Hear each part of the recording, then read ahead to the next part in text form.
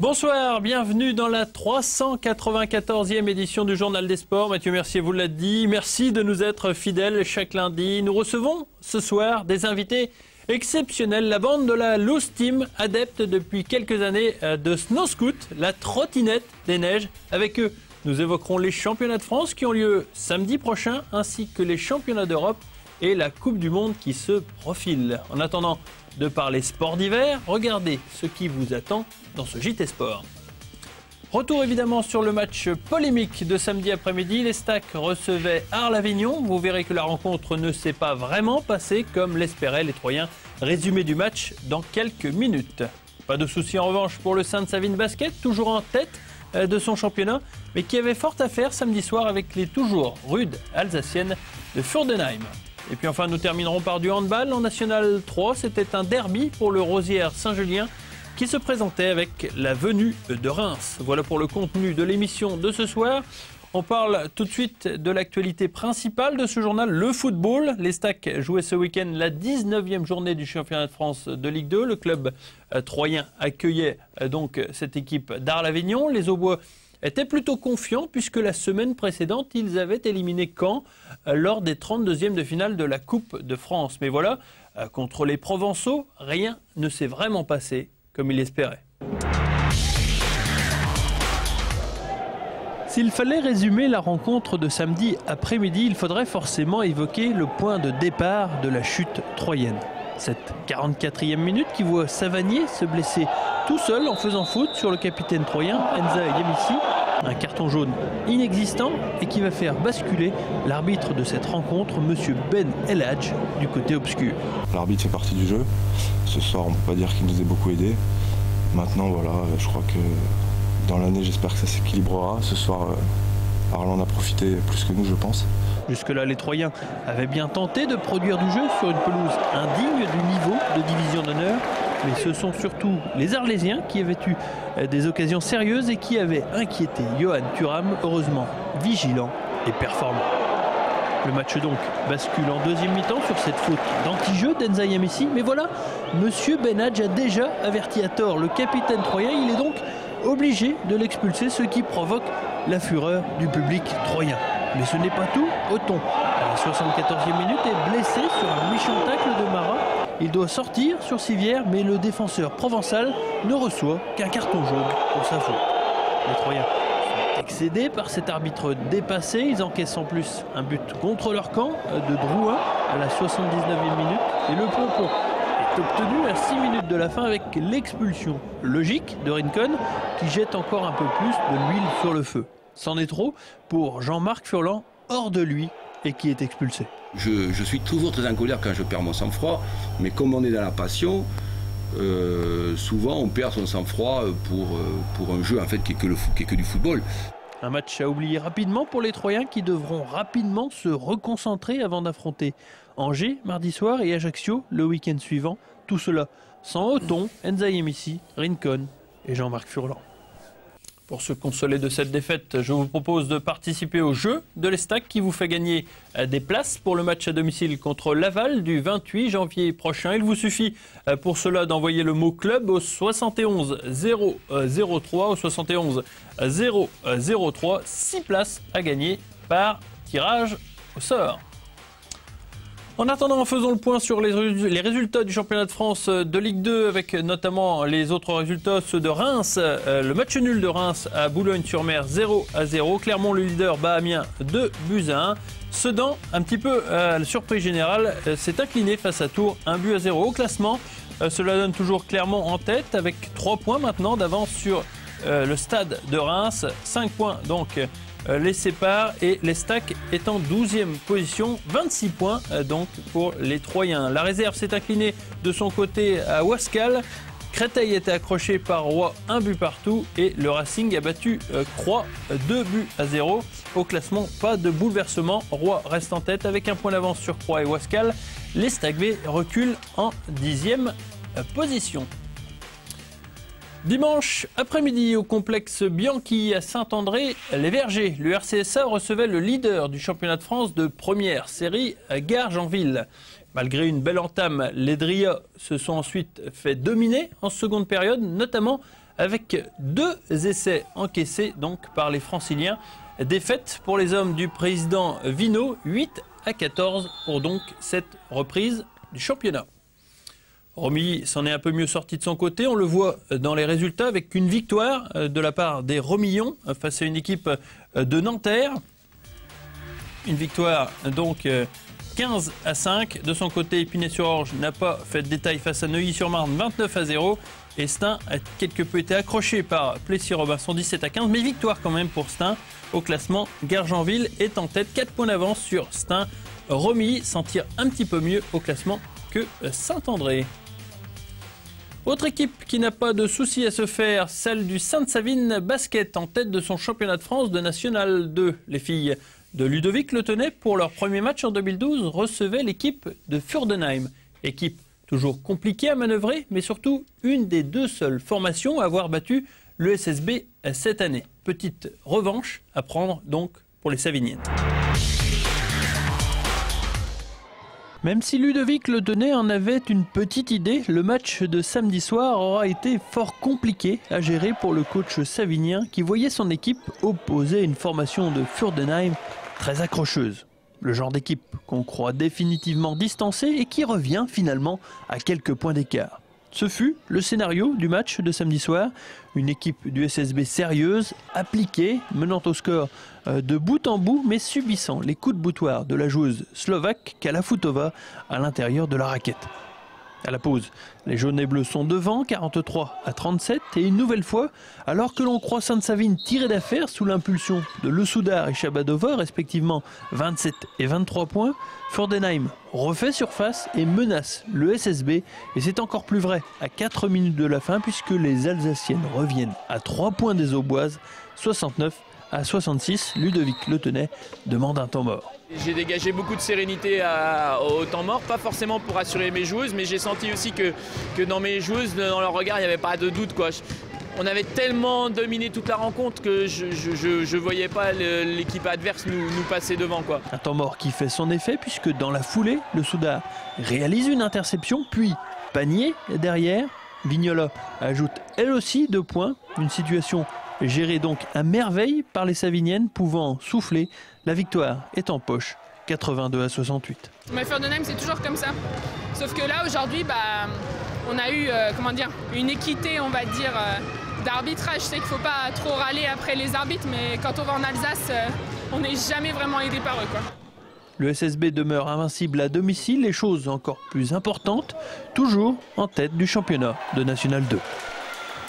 Voilà des Alsaciennes qui ont donc vécu une soirée difficile puisque, outre la défaite, les joueuses de Furdenheim ont déploré la perte du moteur de leur bus, ce qui les a obligés à dormir dans le clubhouse du gymnase Volbar jusqu'à 5 h du matin, jusqu'à l'arrivée d'un autre bus venu d'Alsace. C'était pas la soirée, définitivement. Les résultats donc de cette Nationale 2 féminine, pour voir que Sainte-Savine est toujours en tête grâce à sa victoire. Le Creusot a été battu par Culose et Roanne d'un petit point s'impose face à Graffenstaden 62-61.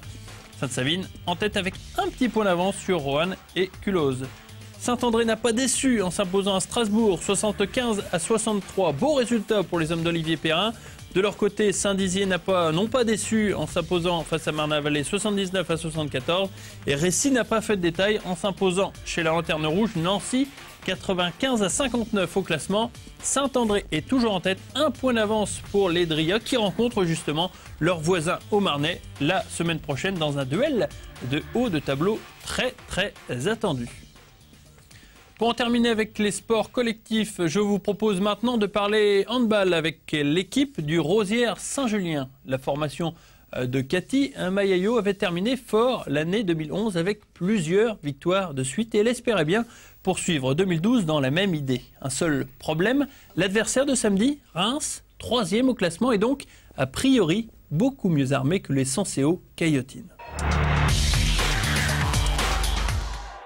Mréana, tel est le nom du cauchemar Sancéo Caillotin samedi soir. Car la gardienne rémoise, puisqu'il s'agit d'elle, a mis en échec la totalité des joueuses du RSJH dans un match à sens unique. Très tôt dans la rencontre, les Auboises s'étaient déjà fait une petite idée de ce qui les attendait puisqu'elles n'ont jamais mené au score.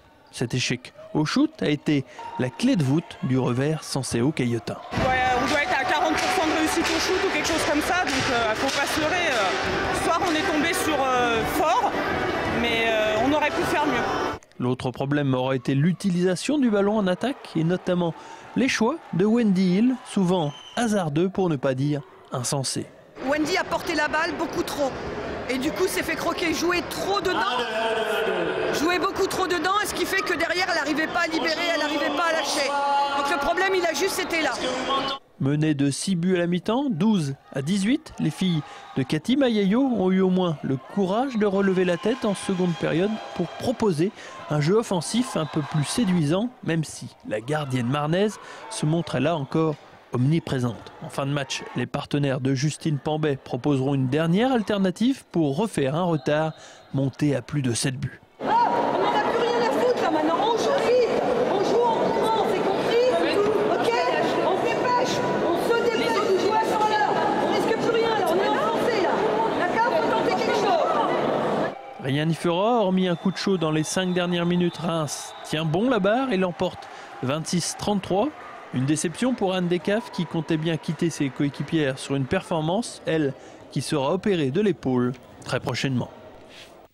Allez, les résultats de ce championnat de France de National 3 pour voir que Rosières-Saint-Julien a un peu donc reculé au classement suite à cette défaite. Dans le même temps, Villemomble a été accroché par Villiers 25 partout. Arenheim a battu Colmar un petit peu à la surprise générale quand même. 22-15 au classement, vous allez le voir. Pas trop de bouleversement toutefois. Villemomble est toujours en tête, 2 points d'avance sur Colmar et Reims. Rosières-Saint-Julien est en 6e position, mais vous voyez 22 points à 1 point seulement du second. Sainte-Maure 3 a connu sa première défaite en championnat face à Kingersheim, 20-18. Dans le même temps, Palentorchamps et Montargis ont donc explosé leurs adversaires respectifs. Au classement, pas de changement toutefois, Sainte-Maure 3 est toujours en tête, mais la marge se réduit, 1 point d'avance seulement sur Montargis et Palentorchamps. Pour en finir avec l'actualité du week-end, saluons la victoire du chapelain Anthony Schneider sur le cross de la LCT devant Pina et Michon du TOS. Victoire aussi pour les footballeurs américains des Pigargues devant les Gaulois de Sannois-Saint-Gratien, 6-0, un succès qui ouvre victorieusement la saison 2012. Et puis enfin, bravo à Guillaume Corniot de l'ECB, vainqueur du cyclocross de la Motilly. On accueille à présent sur ce plateau les responsables du Snow Scoot, et plus précisément la Loose Team. Bonsoir messieurs. Bonsoir. Bonsoir. La Loose Team, qu'est-ce qu'il faut comprendre en anglais? Normalement, c'est les perdants. J'espère qu'on ne traduit pas ça comme ça. Si, on traduit ça comme ça. On a commencé il y a 8 ans sans faire de prouesse, on va dire. On était plutôt fort dans les soirées, dans l'animation, mais sur les pistes... C'est important. C'était important pour les relations maintenant. Niveau résultat, c'était plutôt médiocre, on va dire. Oui. Donc l'idée de Loose Team, c'est un peu les gens qui nous l'ont donné quand même. Ils nous prenaient un petit peu pour les losers des courses. Et puis petit à petit, donc on a redoré un peu le blason et on a gardé le nom. On a voulu absolument le garder parce que c'est un peu l'image qu'on a. Et même si on arrive à la redorer, c'est le petit côté sympa. D'accord. Rémi, comment on arrive à faire du snow scoot alors qu'on habite Troyes ou ses environs? Comment on arrive aussi à se passionner? Parce que ça paraît bizarre de pouvoir pratiquer ce sport alors que dans le département, ça fait un petit moment que la neige n'est pas tombée de façon assez drue quand même. Oui, effectivement, mais en fait, depuis qu'on est jeune, on va à la montagne. Et donc, on pratiquait chacun le ski ou le snowboard, etc. Et puis, un jour, on s'est retrouvés tous ensemble à la montagne. On a essayé ce nouveau sport. Et depuis, on y va sans cesse pour s'entraîner. Et comment l'avez-vous découvert? On l'a découvert parce qu'il y avait quelqu'un qui louait des snow scouts, tout simplement. D'accord. On s'est dit, mais qu'est-ce que c'est ça? On a essayé, puis on a pris la mouche tout de suite. Ouais, mais de là découvrir un sport et en faire justement votre sport et même de la compétition, il y a un pas quand même. C'est-à-dire qu'en essayant, on a vu qu'on pouvait vite prendre un niveau. Et il y a une course qui a été organisée le week-end où on avait justement... Ça veut dire quoi? Qu'il n'y ait personne de bon niveau? Non, mais des fois, en fait, il y a des derbies. Donc, c'est-à-dire, une station organise une course où on descend toute la montagne. Oui. Et donc, on nous a dit, allez, essayez. Puis, on a pris le goût comme ça, quoi. D'accord. Voilà. Maël, vous avez tout de suite accroché aussi? Pareil. Je crois que j'ai acheté mon snow scoot et j'ai dû descendre justement à cette course le soir même. Ah oui, quand même. Oui. Bon, finissant vraiment dans le fond du classement, mais en ayant une bonne sensation, en se disant, bon, il faudrait revenir. La machine, elle s'appelle vraiment Snow Scoot? Oui, tout à fait. D'accord. Ça coûte combien un Snow Scoot? On va avoir une fourchette qui peut aller, on va dire, pour d'occasion de 400 € jusqu'à un peu plus de 1000 € pour vraiment des choses un petit peu plus évoluées avec des suspensions. Ça s'achète pas ici, pas dans le département. On peut en trouver peut-être sur des revendeurs de vélos qui ont sur commande, je pense. J'imagine. D'accord. Vous en avez combien chez vous? Il y a, comme on dit, un mulet, il y a une compétition Non, j'en ai plus qu'un. J'en avais eu 2 pendant un moment. Faire un peu les courses parce que bon, il y a de la casse au niveau des planches, du cadre. Donc là, non, je suis revenu à un snow scoot. D'accord. Jonathan, comment on fait pour survivre dans le monde du snow scoot quand on est très loin de la montagne? J'imagine que pour s'entraîner et puis pour acquérir des budgets, des sponsors, je sais pas, c'est un petit peu comme dans le film Rasta Rocket quand vous êtes allé les sponsors locaux. J'imagine qu'on a dû vous rire au nez. Alors déjà, on dort peu déjà parce que souvent on part le vendredi tout de suite après le boulot, 15-16 heures. On rentre le lundi matin, il est des fois 4 heures du mat, 5 heures du mat. Et... Ah oui, comme ça, c'est... Ah ouais, pour ma part, des fois je repartais à 6 heures à Reims, dormir 1 heure, chacun commence à 8 heures. Donc déjà niveau fatigue, c'est quand même intense, c'est une grosse période intense entre décembre et mars où vraiment tous les week-ends on est parti. Après niveau budget, comme on a fait les années précédentes, dossier de sponsoring, on va voir les partenaires des entreprises locales, donc qui nous raccordent leur confiance. Plus les années avancent et plus les gens nous suivent. Du coup, ils vous connaissent maintenant. Voilà, ils nous connaissent, sans poser de questions. Maintenant, les gens nous suivent. Donc on arrive à réunir un budget donc pour tout ce qui est déplacement. Tout ce qui est mondial, championnat du monde où c'est souvent à l'étranger, championnat d'Europe. Ouais. Donc ça demande quand même un gros budget et qu'on arrive quand même à réunir depuis 3 ans presque entièrement. Alors, c'est vrai que vous l'avez spécifié, championnat du monde, championnat d'Europe, Coupe du Monde. Vous arrivez justement à gérer ces déplacements dans les compétitions parce que des fois c'est la République tchèque, bon cette année ça sera en France, mais bon ça fait quand même une sacrée logistique. Ça fait une grande logistique, donc déjà l'année dernière on a acheté un véhicule 7 places déjà pour se déplacer. Au début, c'était les voitures, prendre 2 voitures, chacun s'organisait à tour de voiture. Donc là, on a acheté un véhicule déjà 7 places, donc qui nous permet de nous déplacer tous ensemble avec un seul véhicule. Le véhicule a été acheté sur l'association, bien sûr. Ensuite, tout ce qui est logistique, on a une organisation. Maintenant, on est 7 dans l'association. On est parti à 3. Il y a 2 ans, on est monté à 5. Cette année, on a 2 nouveaux adhérents. Donc maintenant, on est 7. Chacun a une tâche précise dans l'association. Chacun organise un week-end, les réservations, les inscriptions à tour de rôle. Et donc, ça roule, ça y va. Ça rigole plus comme... Ça rigole plus maintenant, c'est structuré. C'est du très sérieux. C'est structuré maintenant.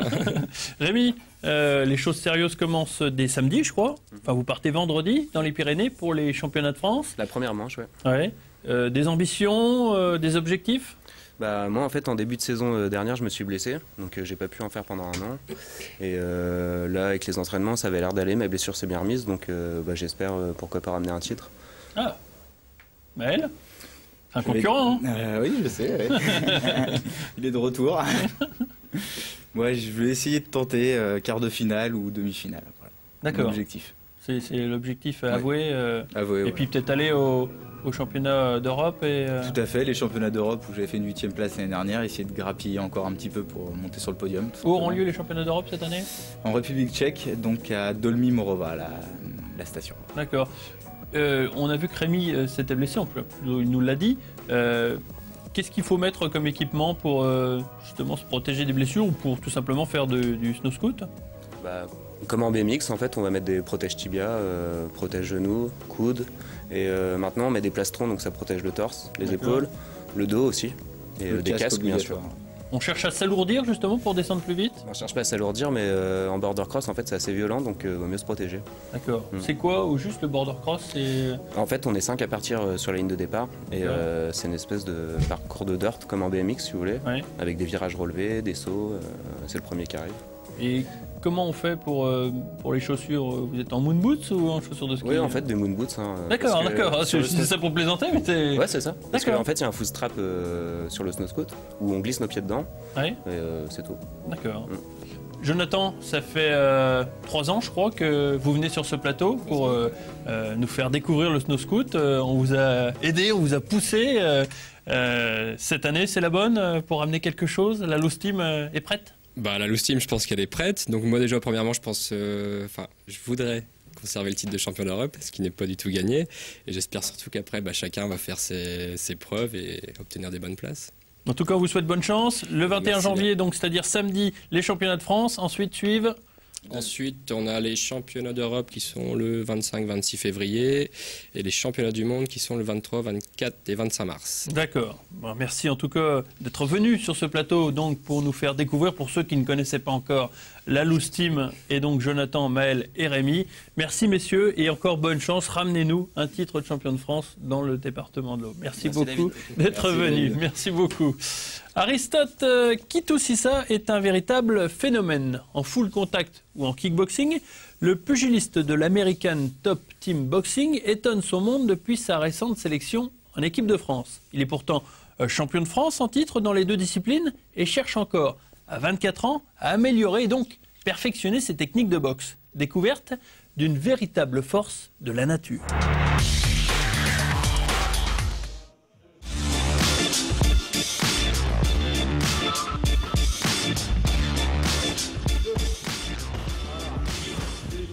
Dans la catégorie des moins de 91 kg, Aristote Kitoussissa a l'habitude d'impressionner ses adversaires par sa technique, mais aussi par sa puissance hors du commun. Licencié dans l'Aube depuis 2 ans au club de l'American Top Team Boxing, Aristote a réellement progressé depuis qu'il est arrivé dans l'Aube.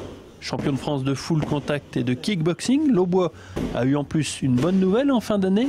L'équipe de France faisait appel à lui pour les championnats du monde amateurs à Dublin. Une sélection qu'il n'a appris qu'au dernier moment. J'ai appelé tous ceux de ma formation, mes employeurs, comme quoi j'allais pas être là pendant une semaine, j'allais être sélectionné. Et j'étais ravi, j'étais fier d'avoir été sélectionné, même si c'était malheureusement sans que je pouvais le savoir. Sans une préparation digne de ce nom, la compétition s'est finalement achevée de manière rapide pour le Troyen, éliminé en quart de finale face à un Lituanien. Il manquait ce petit plus qui devait faire la différence et je ne l'ai pas fait. Donc j'ai perdu avec regret, mais avec une rage pour les prochains combats. Une sélection qui vient récompenser la belle saison d'Aristote, qui s'est ponctuée par 14 victoires en 14 combats. Son entraîneur, Danny Coquet, voit en lui un futur très bon combattant. C'est une personne très jeune, 24 ans, qui a un potentiel athlétique extraordinaire. Donc c'est un combattant qu'on va entendre parler dans les années futures. Apprécié de tous à la salle de l'ATTB, Kitoussissa a su aussi s'attirer la protection de Narcisse Ndayen, autre champion de France du club, qui le couvre comme un grand frère. Il a un bon parcours à faire. Hein. La boxe, il n'y a pas de magie, hein. Il faut s'entraîner, donc les entraînements, ça suit. Donc pour moi, en tant que grand frère, il a des qualités. Le 18 février prochain, le boxeur troyen aura l'occasion de montrer aux Aubois ce dont il est capable. Il participera à la Salle Omnisport de Troyes, à la manifestation organisée par son club, le World Pro League Tour. Allez, je vous propose de découvrir l'agenda du week-end sportif qui s'annonce, même si nous ne sommes encore que lundi soir. Samedi 21 janvier, badminton avec le 2e tournoi européen organisé par le PL3. C'est à partir de 14 h à la Salle Gann et au COSEC 3, tournoi qui se poursuit jusqu'au dimanche. Il y a aussi du handball avec le derby de National 3, le championnat de France de National 3 avec le HBCSC qui accueille l'ETAC, rencontre prévue à 20 h 30 au COSEC de Nouloutel à Sainte-Savine. Je vous en parlais tout à l'heure, le choc de haut tableau de National 3, le BC Saint-André-les-Vergers reçoit Saint-Dizier, c'est à 20 h et c'est au complexe Bianchi, match très important pour la lutte pour la première place. Et puis enfin, pour terminer ce journal, le cross de Bailleul, c'est à 10 h au stade de Bailleul, donc à partir de 10 h jusqu'à 13 h. La semaine prochaine, nous recevrons le TC des Deux-Vallées. Avec eux, nous parlerons donc des Masters de tennis organisés. Les 11 meilleurs joueurs au bois se retrouveront donc à Buchères pour la suprématie du département. Voilà, ce journal est maintenant terminé. Je vous remercie de l'avoir suivi. Je vous donne rendez-vous la semaine prochaine pour un autre journal des sports. À très bientôt.